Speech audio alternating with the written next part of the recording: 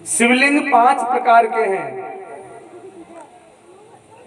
स्वयंभू शिवलिंग, बिंदु शिवलिंग, प्रतिष्ठित शिवलिंग, चर शिवलिंग और गुरु शिवलिंग। अब ये 5 प्रकार के कैसे होते हैं, सभी बड़े ध्यान से सुने। पहला होता है स्वयंभू। स्वयंभू मतलब जो अपने आप प्रकट हो। प्रकट कैसे होते हैं? जैसे मान लो कोई किसान हल जोत रहा है, जोतते जोतते हल में शिवलिंग फंस गया, बाहर आ गया, हमने फिर उसको रख करके पूजा की सब लोगों ने, वो स्वयंभू अपने आप जो प्रकट। कहीं नदी आई, नदी में बाढ़ आई, नदी की रेत में से कोई शिवलिंग अपने आप निकल गया, वो स्वयंभू शिवलिंग। ये स्वयंभू शिवलिंग कहां से आते हैं? जैसे मान लो हमने शिवलिंग की प्रतिष्ठा कराई, हमारे ऋषि मुनि साधना कर रहे हैं, कंदराओं में गुफाओं में शिवलिंग बना करके, शिवलिंग की स्थापना करके, और भूकंप आया, बाढ़ आई, प्रलय आई, कोई भी कारण हुआ और जमीन उलट पुलट हुई, वो शिवलिंग वहीं दब जाता है। फिर कभी वर्षों के बाद, युगों के बाद, कभी किसी कारण से, कोई बाढ़ से, पानी से, हल से, किसी कारण से जब वो अपने आप निकल आता है तो वो स्वयंभू शिवलिंग कहलाता है। कोई भी मूर्ति, आप लोगों ने देखा होगा, फॉर्म पढ़ा होगा कि फला जगह नदी में मूर्ति निकल आई, फला जगह कुआं खोद रहे थे मूर्ति निकल आई, सुना होगा, पढ़ा होगा। ये स्वयंभू लिंग है। जो स्वयंभू लिंग की पूजा करता है उसके जीवन में कभी भी धन की कमी नहीं आती है। शिवलिंग की पूजा सबको करनी चाहिए। कि देवर्षि तवा तुष्ट सानिध्या पृथ्वी सर्वोगतम बीजम में नारापि भूपित है। कहते हैं स्वयंभू शिवलिंग के दर्शन करने से, स्वयंभू शिवलिंग की दर्शन करने से ही उस व्यक्ति के समस्त पाप मिट जाते हैं, अगर वो पूजा कर ले तो। बोले अगर वो पूजा कर लेवे तो ऐसा शिवलिंग कहीं निकला हो, स्वयंभू शिवलिंग हो, और वहां जाकर उसकी पूजा करें या दर्शन करें तो तत्लिंगो पूजयामास ज्ञानम स्वयं बद्धते। ऐसे व्यक्ति के जीवन में ज्ञान की और धन की कभी कमी नहीं आती है। इसलिए कहीं भी स्वयंभू शिवलिंग हो तो उसका दर्शन जरूर करने जाना चाहिए। पूजा करो मत करो, पर दर्शन करने से ही उसका फल प्राप्त हो जाता है। अब दूसरा कौन सा है? दूसरा है बिंदु शिवलिंग। बिंदु शिवलिंग किसे कहते हैं?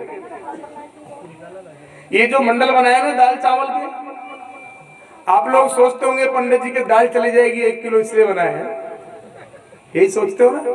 आगे पंडित जी के 2-4 किलो दाल चली जाएगी इसलिए बनाए हैं। ये गलत बात है।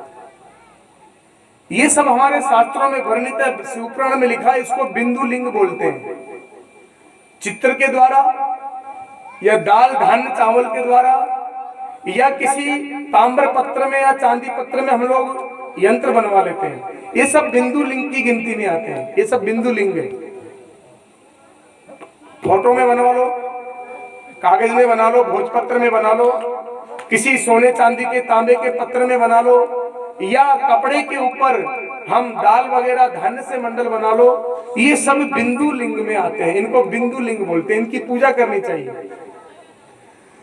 बोले सर्वतो दासलो लिंग है, इसमें बनता है एक तो सर्वतो भद्रमंडल, एक बनता है लिंग तो भद्रमंडल। अपने जो बनाया हुआ है सर्वतो भद्रमंडल, इसी में काला काला जो काली दाल के बने होंगे, बीच बीच में पीली दाल होगी, हरी दाल होगी, सफेद होगा, काला होगा, तो ये सब यंत्र के द्वारा, और फिर जो काला काला है वो लिंग है, लिंग माना गया, बिंदु लिंग माना गया। और जो पीली दाल, सफेद दाल, हरी दाल, ये सब यंत्र है, यंत्र के द्वारा, यंत्र के ऊपर निर्मित होता है। जैसे उदाहरण दे के आपको समझाऊं कि पहले जब नगर बसते थे तो वो भी यंत्र के ऊपर बसते थे। पहले यंत्र बनाया जाता था, फिर नगर बसाया जाता था उसके ऊपर। बड़े बड़े विद्वानों के द्वारा यंत्र बना करके, यंत्र की स्थापना करके फिर नगर बसाया जाता है। पुराने जब नगर है, माधोपुर है, जयपुर है, बड़े बड़े जोधपुर, बड़े नगर, जैसे बड़े बड़े पुराने किले हैं, वो सब यंत्रों के ऊपर बने हैं। पहले यंत्र बनते थे, वो लिंग है, वो बिंदु लिंग कहलाता है। उसके ऊपर फिर महल, किला इत्यादि बनते हैं। वो चित्र में होते हैं कि 100 वर्ण गजता तो वा प्रतिज्ञा रिंगते बवा हस्तालिंग लिंग शुद्धो मंत्र यंत्र लिंग बद्युत है। अब चाहे आपने तांबे के पात्र पे बनाया हो, चाहे पीतल के पात्र पे बनाया हो, चाहे चांदी के पात्र बनाया हो, या स्वर्ण के पात्र पे बनाया हो, या कागज पे बनाया हो, या किसी कपड़े के ऊपर किसी धान्य से बनाया हो, ये सब बिंदु लिंग की गिनती में है। अगर इनकी कोई पूजा करता है तो भवानाय में दधि शिव दृष्टम ना संशय यत्र विश्यसते स्मा भूस्तस्मै फलम प्रदत्त है। जो शिवलिंग की, जो बिंदु शिवलिंग की पूजा करता है उसके शरीर के समस्त रोग मिट जाते हैं। बिंदु शिवलिंग के पूजा करने से क्या होता है? शरीर के जितने भी रोग है उसके सभी रोग मिट जाते हैं, उसके शरीर में रोग नहीं बनता है, उसके घर में कभी कोई क्लेश नहीं होता है, खटपट नहीं होती। बिंदु लिंग की पूजा करने से शरीर के रोग मिट जाते हैं और घर के अंदर आपस में दाम्पत्य जीवन में खटपट नहीं होती है। इसलिए बिंदु लिंग की पूजा करना सबको चाहिए। और तीसरा शिवलिंग है प्रतिष्ठित शिवलिंग। प्रतिष्ठित शिवलिंग क्या है? जैसे हम लोग जो प्रतिष्ठित शिवलिंग है, 2 मिनट, हम लोग जो प्रतिष्ठित शिवलिंग है, जैसे हम पत्थर का शिवलिंग है, इसको हम निर्माण करके फिर प्रतिष्ठा कर रहे हैं, अचल, ये प्रतिष्ठित शिवलिंग कहलाता है। अब ये प्रतिष्ठित शिवलिंग पत्थर का भी हो सकता है, धातु का, किसी भी धातु का भी हो सकता है, लेकिन जो ब्राह्मणों के द्वारा, महापुरुषों के द्वारा फिर उसका जो भी संस्कार होते हैं, सब संस्कार करके और फिर उसको प्रतिष्ठित करते हैं, ये प्रतिष्ठित शिवलिंग कहलाता है। कुल लिंगम पूजिया नित्यम पौरुषम ऐश्वर्यार्यात् यदा शिवलिंगस्य प्रतिष्ठस्य शिवलिंगतः। जो कोई भी प्रतिष्ठित अचल शिवलिंग की जाके पूजा करता है उसके घर में धन की, आयु, विद्या, यश और ज्ञान की वृद्धि होती है।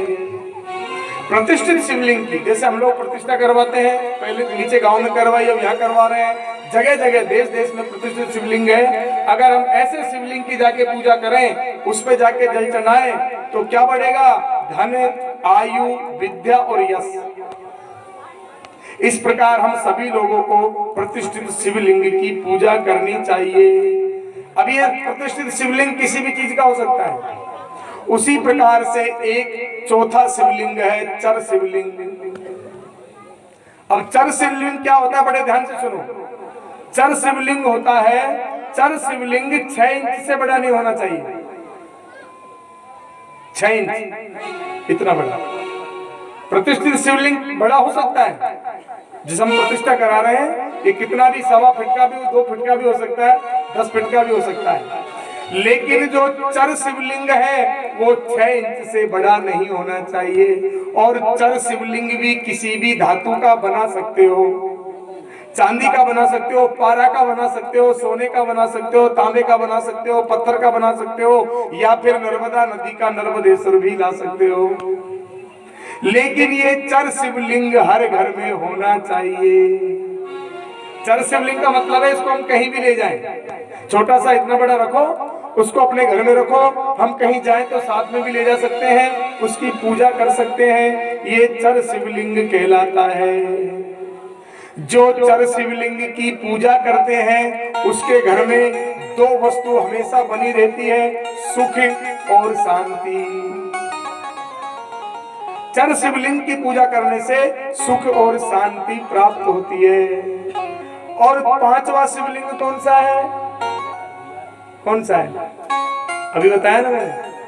पहला शिवलिंग है स्वयंभू, दूसरा शिवलिंग है बिंदु शिवलिंग, तीसरा शिवलिंग है प्रतिष्ठित शिवलिंग, चौथा शिवलिंग है चर शिवलिंग, 5वां शिवलिंग कौन सा है? बस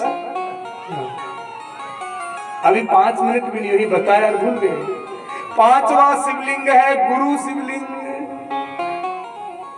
हरि हरि महादेव।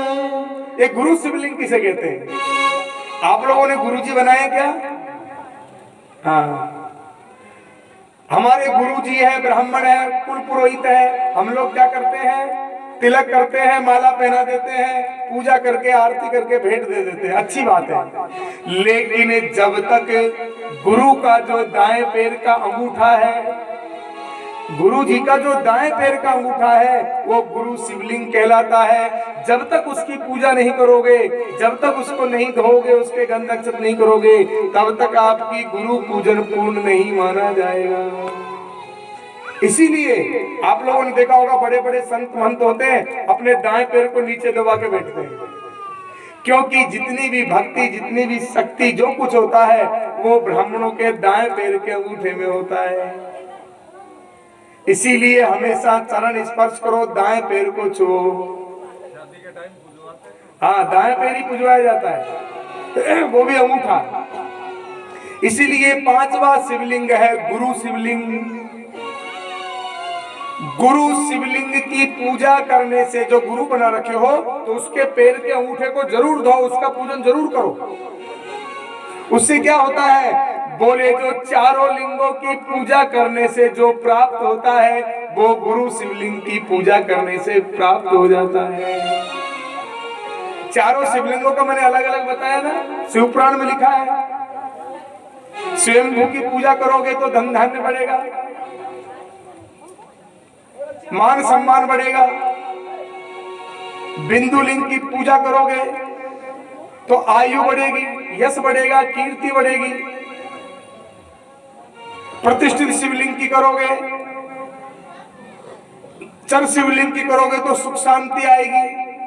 लेकिन अगर गुरु शिवलिंग की पूजा करोगे तो इन चारों लिंगों की पूजा से जो फल मिलता है वो सब प्राप्त हो जाएगा। इसीलिए शिवलिंग की पूजा बहुत जरूरी है। हरे हरे महादेव।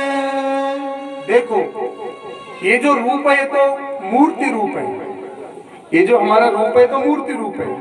लेकिन जो लिंग रूप होता है, अंडज रूप होता है, उसकी पूजा बहुत जरूरी है। हमारे यहाँ 5 देवता है। कितने देवता? 5 देवता विशेष, और उन 5 देवताओं की पूजा होती है। उन 5 देवताओं, 5 देवता विशेष क्यों माने जाते हैं? क्योंकि वो 5 देवता ऐसे हैं जिनकी मूर्ति रूप में भी पूजा होती है और लिंग रूप में भी पूजा होती है, छठे की नहीं होती। इसीलिए हमारे हर कार्य में 5 देवों की पूजा की जाती है। 5 पूजा होती है हर कार्य में। कोई भी काम कराओ, छोटा सा भी काम हो तो 5 पूजा पंडित जी वही कराएंगे, उन्हीं के लिए। लेकिन ये 5 पूजा किसकी होती है? 5 देवता कौन है, इनके पिंड रूप में क्या है ये बताऊं, उससे पहले थोड़ी देर 5 मिनट का विश्राम है। आप लोग नाश्ता पानी चाय पी लें और भजन सुने, उसके बाद में आप लोगों को बताऊंगा कि ये 5 देवता कौन कौन से हैं और इनकी पिंड पूजा किस प्रकार होती है। हरे हरे महा